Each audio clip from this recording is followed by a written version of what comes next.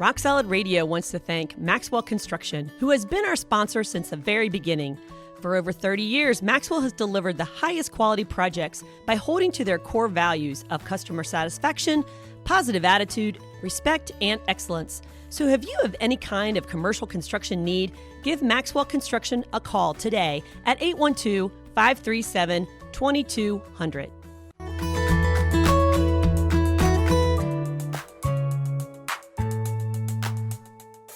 Hey, hon, how you doing? Oof, okay, so I'm glad you're here. I've got a huge list. We're supposed to go to my brother's tonight and for dinner, and I'm making dessert and trying to make up some vegetables. I need you to cut the grass. I mean, before we leave, the power washing's got to be done. I mean, that deck is a mess. So, I mean, right, I just take need a breath, a lot take of a work. breath, A lot take of a work. breath. A lot of work. Take a breath. You've been gone all day.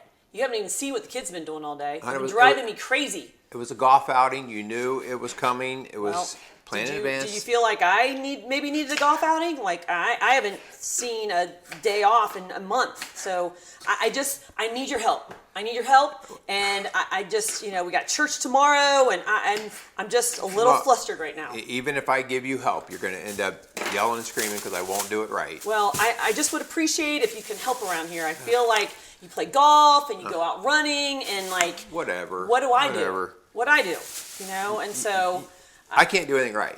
I can't do anything to please you. I'm just kind of fed up. You're fed up. We're both fed up. I'm done. Welcome to Rock Solid Radio. Hello, Linda. Oh. Did you see that clip? I wonder who those people were. I was beating up on you. Oh my goodness. Oh man. Well, welcome to Rock Solid Radio. And hopefully you didn't fast forward or anything and you watched the clip at the beginning. Linda and I are doing a whole series of our toolbox or our toolkit on how to work through challenging situations. And whether marriage and family. Yeah, marriage and family. Yep. And so this is our first one. And so you got to see Linda and I nagging. Some of that was real, some of it was acting. Well, but I'm just going to tell you, I'm careful. I'm careful. sharing. No, I'm telling on myself. Like I'm sharing from personal experience. Like what you just saw is what I have done for a lot of our years of marriage. And so thankfully, I learned some tools that helped us to kind of resolve some of these conflicts and feelings that I was having and you were having. In a healthier way. But we know that clip probably touched a lot of nerves out there. Yeah. And you probably can relate to a lot of the things that you saw. Yeah. So, hon, we're going to get right into business today. So we're going to do some of our other stuff a little bit later in terms of announcements and stuff, but we want to get right to business right off of the clip because as it's still fresh in your mind and we're also, you can see it here as we play it out and talk about it. But, hon, let's just talk about a couple of things going into the nagging or the bickering, the arguing that happens. Wow. And, in and of itself, what happened in that little clip is not like, okay, I'm going to divorce.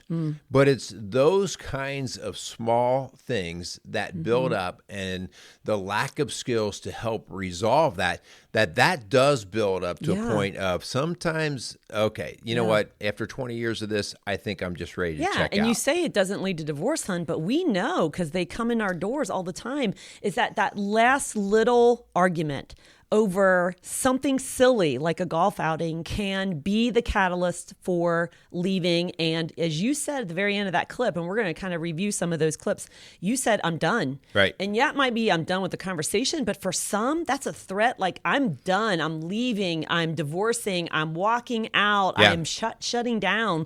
And that's what we see a lot. Yeah. So we're here to really just really address some of these challenges that I know that you've seen because we've seen it in our own home.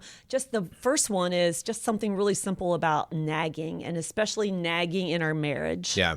So let's take a look. We're going to run for you guys the first about 30 seconds or so of that clip, about 32 seconds, and just kind of show how we set things up to not be winning right off of the bat. Okay. Yeah. Take notes. See if you can figure out some things that went wrong. Some very subtle things that happen there. Okay. So we're going to go ahead and let that play a little bit. All right. And then we will tune right back in here. Yeah. Check it out. Hey, hon, how you doing? Oof, okay, so I'm glad you're here. I've got a huge list. We're supposed to go to my brother's tonight and for dinner, and I'm making dessert and trying to make up some vegetables. I need you to cut the grass. I mean, before we leave, the power washing's got to be done. I mean, that deck is a mess. So, I mean, right. I just Take need a breath. a lot Take of a work. breath. A lot Take of a work. breath. A lot of work. Take a breath. You've been gone all day. You haven't even seen what the kids have been doing all day. You've been driving me crazy. It was a golf outing. You knew it was coming. It was planned in advance. Did you feel like... Okay, so a couple of things. So right off the bat, hon, I come in and I'm asking you how you're doing, but I'm not looking at you at all. I'm looking at my golf scorecard because it was more interesting to me than how you were doing. Yeah, and I was multitasking, which, by the way, early on in our marriage, you called me out on this, that I remember one of our first years of marriage, I was trying to do the dishes and ask you how your day was. And my body language said, I don't really care. Right. And so that day, in that clip, I was chopping vegetables. And so I was not giving you any attention to how your day was or how because honestly, I was kind of ticked at you. So I really didn't care how your game went. Right. And it's not like giving attention because, a little guy needs attention. It's because everybody has to feel like they matter to the other person. And if you're going to be distracted by all the other things, and again, we've done many shows on this, the phone, it might be vegetables in that particular clip. The phone has definitely taken over the vegetables. So as we're talking and we are staring at that phone, checking emails, looking at Facebook, whatever it is, and we're checking in, how are you today? And we're not really caring. Yeah. And so if you noticed that there was not really good self-awareness there on my part, you could have probably saw it in my sigh, in my my well, I wasn't really self-aware that I have had a frustrating day. And I didn't share that with you off the bat. Okay. As a matter of fact, I was mad at you for not realizing and not caring that I might have had a frustrating day, but I didn't even give you a chance. And I really need to be more self-aware of what's going on for me. Am I tired? Am I angry? And I got to speak that in a little bit more assertiveness. Yeah, you gave me, hon, a very strong clue as you were starting to come at me machine gun like with a lot of emotions. And you went, whoo! Yeah. And right away, I should have grabbed that. I should have understood that because I should have went like, okay, there's a lot of energy here. There's a lot of emotion behind it. Instead, I just keep my head down and really I ignore or dismiss. Well, I don't really care if she's upset kind of And thing. again, that is because it's piled on, right? Right. This isn't the first episode of this. If this was the very first episode, then you would be a little bit more conscious and a little bit more concerning. But if this is what you get day in and day out, is this barrage of attacks. And for instance, for me, I made a huge list, didn't I? You need to go cut the grass. Man, did you see the way she's throwing stuff at me? And then I even say something about power washing. Yeah, by the way, why don't you go ahead and change the oil in the car? So here's the point, ladies. When we are frustrated about a series of things in the past, we kind of take the history book off the shelf and we bring it all into that conversation. And so we really don't stay on point of the conversation. We go back. We go back to all of those hurts and frustrations in the last week. Maybe power washing is something you said you were going to do all week long, or maybe I've been asking for all week long and you totally ignored it. So I just kind of brought that in. Yeah, just compounding. If we were heading to a family gathering, I don't think power washing would have been the first thing on the list. And how about this? And how about this? But that's what we do, right? Right. It speaks to the emotion that's going on here. Now, then all of a sudden, I do something that in my mind I probably think is going to try to help. I said, take a breath. Take a breath. Well, I'm actually the one asking myself to take a breath, okay? But the idea there, when you're not ready to de-escalate and somebody says, take a breath, If they're not ready, you can bet it's just like throwing fuel on the fire. Yeah. And that's what happened. You came at me even more Right. so. So we're asking for you to use a couple tools here. Okay. One is being assertive in what you need and what you want. Mean what you say and say what you mean. Okay. And so honestly, hun, this conversation needed to happen. I wanted to know what the conversation was a month ago or so when you put that golf outing on the calendar. Did you ask me if it was going to work for our family? Did I tell you that was fine? Because if that's the conversation that happened a month ago, then I don't have a whole lot of fuel and reasons for being upset. If this is something you sprung on me last minute and we had a huge calendar already full, then I see the frustrations in me building. And that's on me to say, hey, that's not going to work. We got a huge family day scheduled, and golf outing in the middle, that's not going to happen, or not going to be easy to do. Right. So a couple of things just in this first 32 seconds of video that would help to stop the nagging, to stop the bickering. The first thing would be for me to come in and take note of how Linda's doing. And we talk about this all the time, learning to read the other person. I came in and sat down. I wasn't even making eye contact. Had I come in and maybe asked her just as I walked in the door, and I actually read how her body was projecting any emotion or frustration or whatever, that would have gone a long way, okay? Yeah. The next thing was then that Linda would recognize before I even got home that she was escalated. It would have been nice if when I walked in the door, she could have said, "Hon, I just have to tell you, I'm for a variety of reasons, I'm already feeling pretty choked out today, or I'm feeling pretty anxious." That would have been helpful just to know that walking in the door. Yeah. But instead, she was a little bit of, I'll use this politely, a little bit in the martyr syndrome.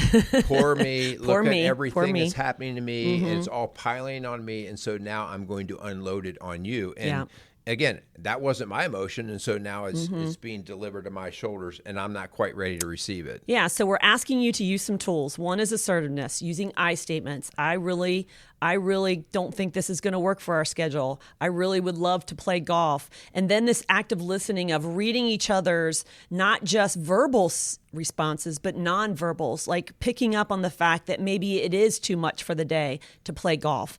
Maybe it is a busy day for you. And then the last tool I really want you to really think about is empathy.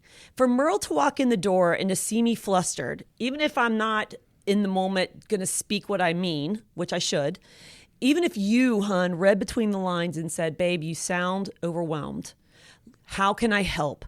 Those 3 words, how can I help? That's 4 words, sorry.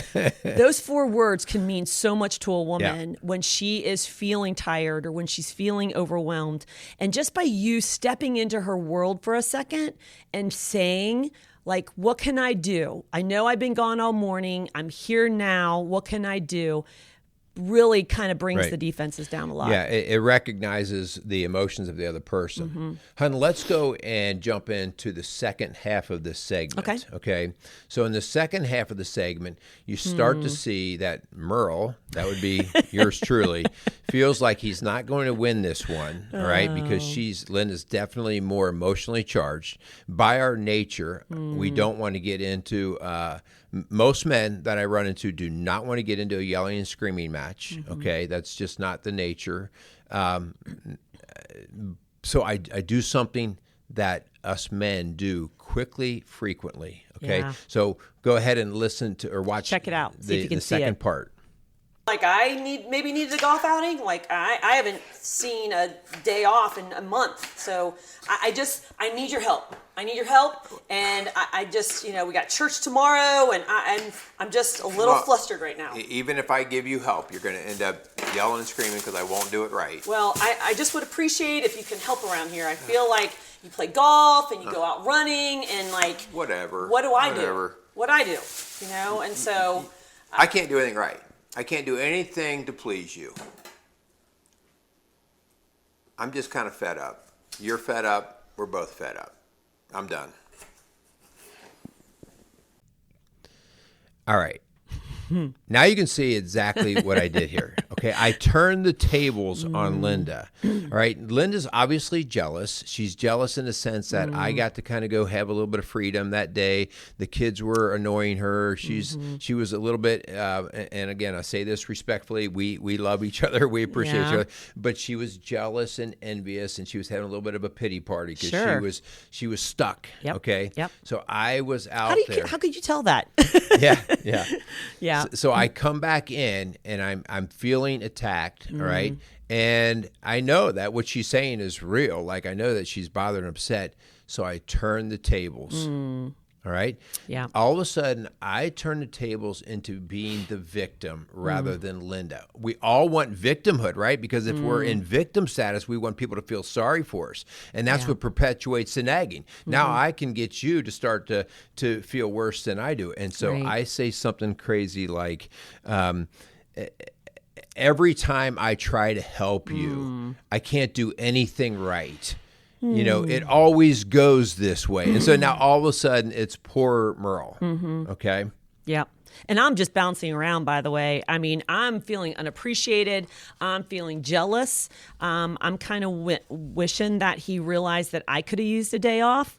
And so I turn into victimhood too, and the martyr of, okay, well, I'll stay here and take care of the kids and get ready for the party while you go have fun. And so I really get into that victim status as well. And that doesn't end well when we do that. And we bring up the past. You bring up the past of like, it never goes well. And so we go back to what happened maybe weeks or months ago that we never resolved either. And so we just kind of drag that history book out and we open up all of those old wounds and we really never get to the heat of that moment and how we can resolve the problem. And finally I get to the point where I don't really care to try to resolve this. Linda is not caring or able to resolve it. In other words, we both want to be very self-righteous and locked down in our way. And so I do what 99.9999% of all men do. We come in and we go, whatever. You know what? You say that like every man says that word. That's your word. No, it is my word. And but usually there's a hand with listen, it. all or you men out roll. there, you know you do it. Every single one of you. Don't be pointing. We go to that whatever because we don't really have the words. We don't really have that defense. And we just kind of go into this whatever, you know, it is what it is. I can't change your mind. You're not going to change my mind. And so there's no it's like movement. A stalemate. Right. There's no movement to the center. It's just going to be a whatever, and we're going to leave it hanging. Okay. Yeah. And so we need to know that when we go into that whatever sort of mode, we're actually not making any movement to resolution. And as I often say, hun, and when I'm working with couples, right at this point, when I'm saying whatever, that might be the last word that I say. I'm not going to forget this. No way. It's like, even though I say whatever as if it's done, it's over. It's not okay. done. I even use that word, it's done. Yeah. You say, I'm done. I'm done. All right. I'm going to store it. That's why I was able to bring back all of the history before. Me too. That's why you were able to bring all the history. We both have all of our whatevers, but instead of just being done with it, we've stored it. Yeah. And now we can have 20, 30, 40, I've even seen 50 years of these whatevers stored, all from these little nagging situations that happened one day at a time through all these years. And I always call it, instead of storing it up here, I call it brushing it under the rug. And we keep brushing under the rug, brushing under the rug. We never deal with it. We never resolve it. And so it gets to be so much under that rug. It's like a big old pile of dirt, garbage that we start tripping over and we start falling against. And so it starts to create this barrier between us. And so there's a long history in that conversation that wasn't said or heard. But you know, hun, your words of I'm done, I went into silent mode. Okay. I just stopped talking and looking at you. I wasn't even hardly looking at you at all. And so we shut down. And so what we're saying is, instead of the shutdown, I want you to bring out another tool, and that's the tool of timeout. Okay? I need you to recognize that this is escalating and that this is not going well, and that one of you, if not both of you, get the maturity in you to say, hey, this isn't, I can tell you're tired. I can tell you feel overwhelmed. How about we talk about this after dinner or after we get home tonight? Or maybe why don't you go take a nap? You sound tired and we'll talk about this later.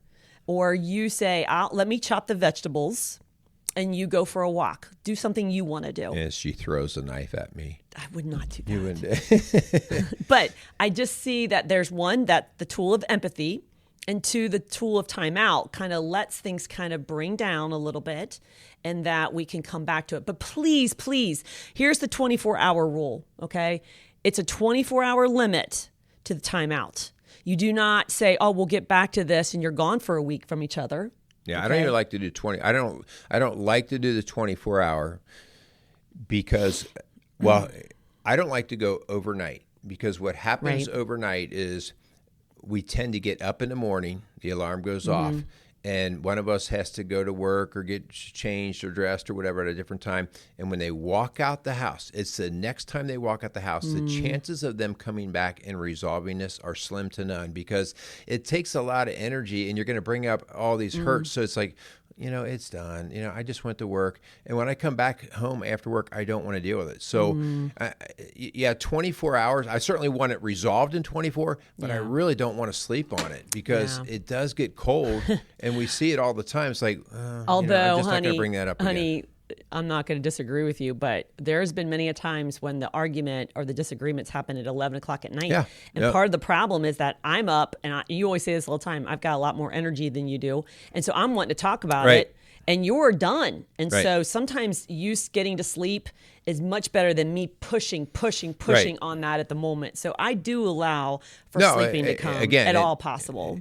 Recognizing the tiredness, sure, right? Recognizing that you got to have both people engaged and ready. There's a couple of things when you talk about the timeout. So these are other tools in the toolbox. The one tool that you have to have is you have to get out of yourself, and you have to, when you're in your timeout, I'm going to give you 5 minutes to argue in your brain why you're right, why you're great. Stay in that victimhood. Why they're wrong. You get 5 minutes to have your tantrum. You feel sorry for you. Yeah, you get 5 minutes to time out. But in that timeout, you have to train yourself to ask this question. What would be best for our marriage? Because at the beginning of that timeout, I'm asking, what's best for me? That's why I'm hurt, right? That's why you're hurt. What about my point of view? And so during my timeout, I have to get to that point. I have to train to this. It's a tool. It's a skill. I have to say, what would be best for our marriage? And when we re-engage, when we come back, and we're pretty good about saying, hey, set a time. Don't just make the assumption. So, hey, kids go to bed tonight. We'll both get an iced tea. We'll sit down and let's have this talk. The very first thing you start with is a non-defensive approach, and it's called the apology. It's called the apology. The apology is the greatest tool you have in there to break down defenses. But it has to be authentic. An unauthentic apology is when I say, "Hon, I'm really sorry about losing on you today," but you really just kind of ticked me off. Yeah, that's not an apology. Yeah, if you put the but in there, oh my gosh, I tell couples, put a period on the end of that apology. Period, not a but. Okay, and like you said, if you even feel like you were justified. Even if you feel like you were 5%, we talk about this all the time, in the wrong, you own that 5%. Yeah. And you lead with that 5%, because that brings those walls down of your spouse for them to say, okay, you're not going to throw me under the bus and attack me. And here's what that would look like. Let's say that you came in, golf outing, I'm overwhelmed, we're leaving in an hour, okay? And we end up rushing out the door, and we go to this dinner party, and we come home, kids are in bed, and I look at you and I say, I'll lead. Hey, I'm sorry. I was so grouchy today. I just was overwhelmed, and I had a lot of things done, and I felt kind of alone. And then that's when you would say, or maybe you start with it. What? Yeah. If you apologize to me first, the first thing I'm going to do is I'm going to acknowledge the apology, and then I'm going to say, well, I'm sorry as well for what I did. Okay. Because I don't have to defend anything. You broke down. And again, we speak to that Emerson Eggers talks about that's the mature one starts it. Or maybe the crazy cycle. Yeah, and it's maturity in a sense of mature and trying to seek the resolution and help get the marriage back on steady and stable ground. And so and again, maturity also can be really bogged down by the emotion. If you're really hurt bad, it may be harder for you to come in with an apology. And so if the other person's able to get through that faster, then they should initiate. Right. The one thing we want to be really careful about in that whole apology and initiating, this is not a stalemate position of, well, I won't break until they break. I'm not apologizing until they do. And we do see that a lot. Yeah, that's how the nagging over the long term goes because we don't ever get to the resolution. So somebody has to step up and somebody has to say, hey, I'm sorry. Yeah. And we have couples that will be like, well, that's just my personality. I'm a strong-willed person, or I'm a stubborn person. I got that from my dad, or I got that from my mom. Well, and we call that an excuse. Yeah. And you could take that all the way to divorce court. So is that really worth it? Yeah. And so, hon, you mentioned about timeouts and rest. We also want to acknowledge the fact that sometimes there's things in the problem, like alcohol. Right. Sometimes things happen when we've had too much to drink, or stress at work has been overwhelming. And so we got to realize that there's external factors that are pressing in on our relationship that we've got to acknowledge and realize that, man, I just bit my partner's head off, my spouse's head off, and it wasn't anything to do with them. Maybe it's my mom who just got off the phone with and she's nagging me. Maybe it's somebody at work that's putting extra pressure to come in early or stay late. And so we have to acknowledge that in our conversation, in our timeout, saying, hey, I'm sorry, I bit your head off today. I got a call from my mom and it just really kind of put me in a bad headspace. Yeah. So a couple of things about these tools, these skills. If I'm a carpenter and I'm going to use a tool, I probably better practice with it before I actually can call myself proficient. And so a couple of things. If you have watched this video by yourself and you're wondering, hey, I need to do this in our marriage, you've got to get your partner to be willing to listen as well, because you both have to learn these skills. You will be even more frustrated if you learn to do it well and they don't know what you're doing. Yeah. Okay. Or they deconstruct what you're trying to construct. Right. And so you'll say, this doesn't work. But if you both get on the same page, all right, and then when we say practice the skill, it is important that Linda and I touch base on a daily basis, touch base on reading each other's emotions. How was your day today? Okay. And so all you have to do is talk about what you did. And after a very simple looking at each other in the eye, seeing what their energy level is, and just say, hey, how you doing? Okay.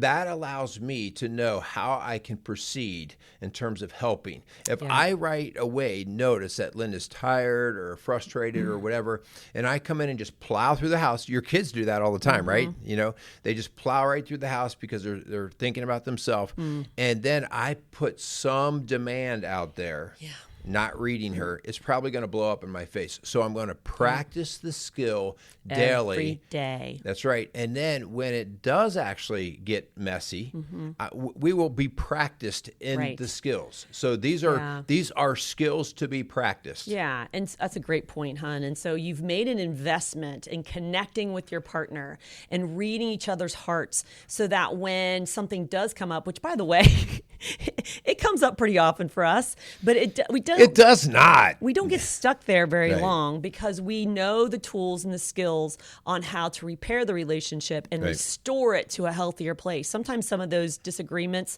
really help us grow stronger. You know, there's a difference, hon, between coping mechanisms and self-care mechanisms.